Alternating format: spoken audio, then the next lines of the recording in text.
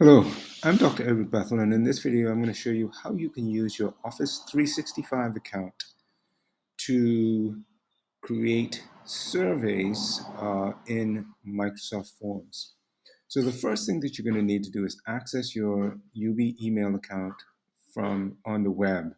And if you do not do this regularly, I'll quickly go through how you can do that. So the first thing to do is navigate to the university homepage. We're at it right now.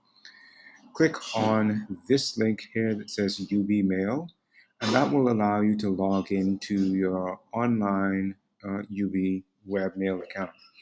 I'm already logged in, so you'll notice if I click in here, it's going to tell me that I'm automatically logged into my UB account. Now, this will take you to the Office 365 page, and you can create the form from here, or you can log into your email by clicking Outlook and then create it from there. I'm going to just assume that most people are going to be going to their email and take it from the point of view from your email. So that would be that link there. And I'm going to close off this window now because I already have my email open. And what we would do from here is that you would see up in the top left corner a square of 9 dots. You want to click on that, and it's called the App Launcher.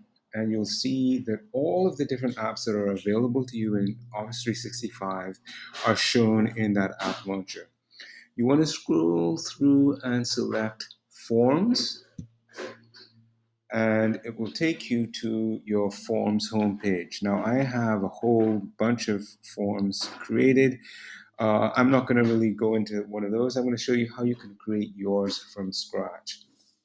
You will see up in the top left box saying plus new quiz or plus new form. You could actually use this tool to create a new quiz, but we're going to just talk about creating a new form because the form is the appropriate tool that you want to create a survey. So I'm going to click the down arrow and just select new form. When you are sent to the form page, then now you can go ahead and start to create your survey. And the first thing that you want to do is to give it a title. Note one of the nice things about it is that it's automatically saved. So as soon as you make any changes, you'll see that it's up at the top here that it's saved straight away. So I am going to call this my test form. And if you want to put a description in here, because it's a needs analysis, you might want to put needs analysis to test to determine demand for a new program, something like that. And you can just go ahead straight into adding your questions. So let me just close this off. And you would just click Add New, and then it gives you a variety of different options to create new questions. You can create a multiple choice or multiple select, a text question, ratings, dates, and if you click this arrow down, you'll see some more question types. You could create a Likert scale type thing, ranking, file upload, etc., etc., etc. Let's first just look at the simple multiple choice type question. So this question might be to which department do you belong? Assuming that it's a faculty thing, so I'm going to put, and you know what? I am going to change this. No, I'm going to leave it as this. What are the different ones? Business and hospitality.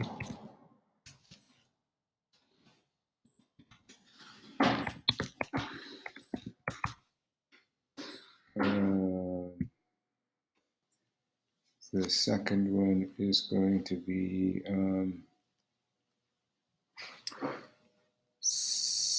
which is, in English and, what is it, ECS?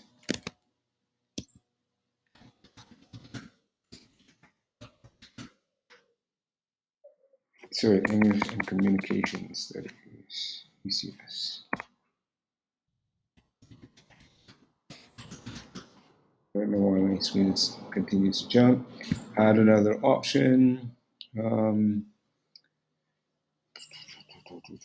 Pure and applied sciences. And then the last option is going to be educational and social studies.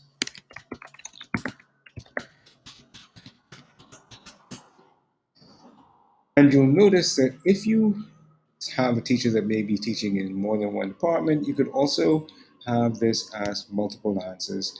And if you wanted, you could make this a required question as well. So that's a multiple selection question. You may want to, though, have Likert type questions to be in this survey. So in that case, what you would do is select question types and then select Likert. The Likert questions basically are all given the same ranking. So you might have a 5-point scale that goes from at zero. Well, let's type of the question first. Please rank the following statements. Spelled that statements wrong. According to how much you agree or disagree with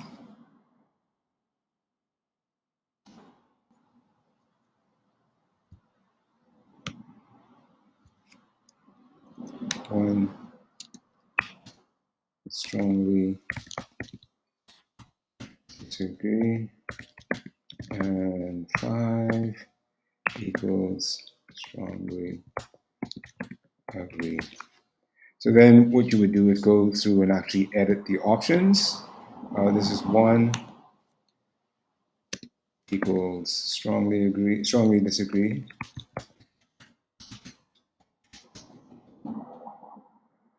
2 equals somewhat disagree. I'm going to take out the middle option so that I don't have neither disagree or agree. I mean, and that's just personal preference. Somewhat agree. And then finally, strongly agree. Then you can just put your statements here. Oop, I didn't put 4 equals. So let me put that in. 4 equals strongly agree. And my first statement might be I would recommend this course to another colleague. I'm just putting any statements in. I learned something new about my practice in this course. And good, so I have the 2 questions. Note that you can also put in text questions where participants can just enter their name or some other phrase or whatever the case might be. And to do that, you would select text question. And the neat thing about the text questions, you can either have short answer or long answer if you want an extended answer. So please give some extra comments. So let's say I have my survey, and notice again, you can select whether you want it to be required or not. So now I have my survey. I want to, before I share it with everybody, there are some there are some things that I might want to add to it. And some of the things are, do I want to make it, do I want to limit it to only people within my organization?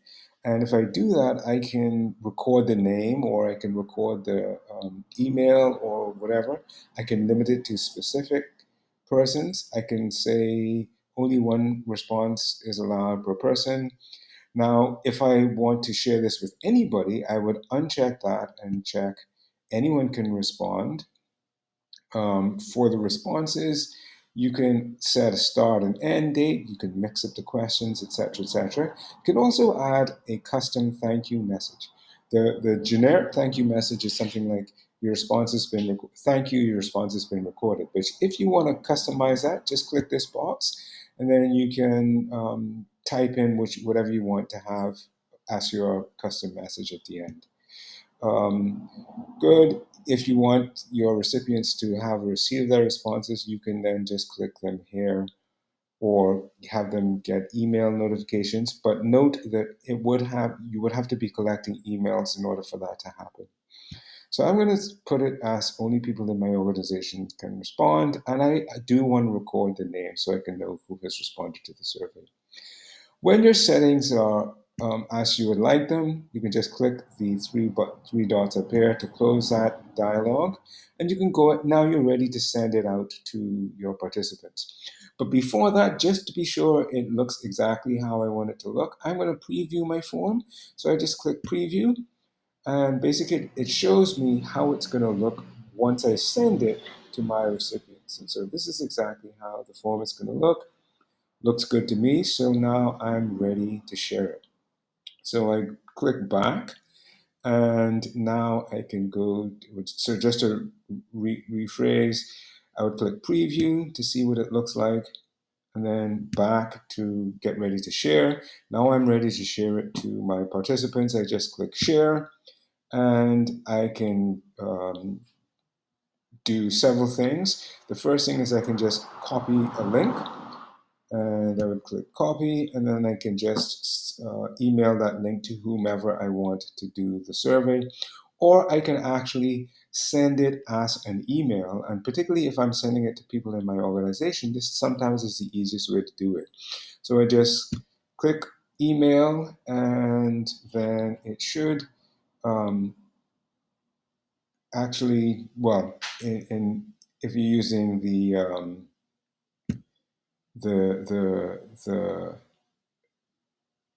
I close it off. If you're using the desktop version, it should actually open up your Outlook email to send it, and then send an email directly. Anyway, since it closed off my email, I'll just go ahead and create a new email, and I'll go new message in my email and put in whoever I want to send it to. I'm going to send it to myself. My survey,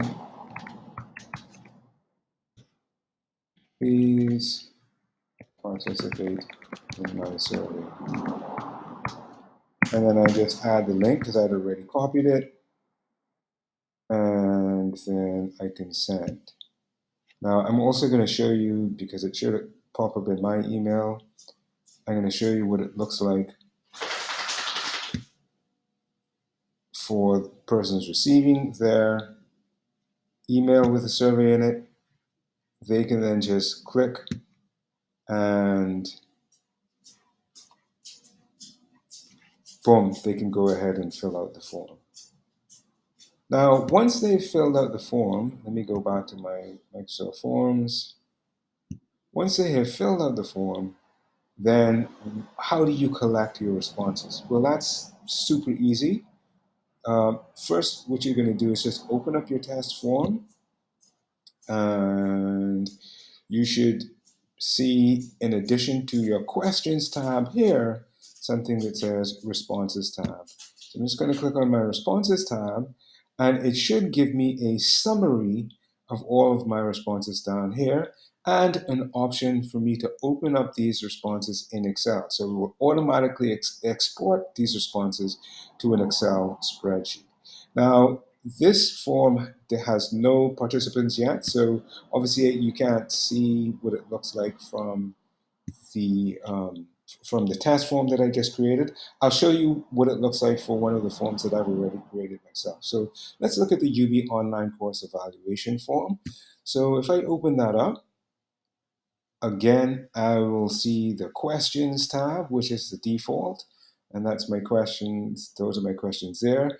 But I also have my responses, and you'll see that already 2,022 people have completed this. I just click on my responses, and as I said earlier, it automatically gives me a summary of all of the responses.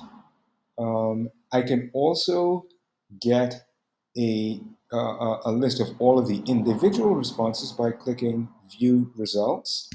So what this will do is give me all of the individual responses from respondent 1 to respondent 21, 22.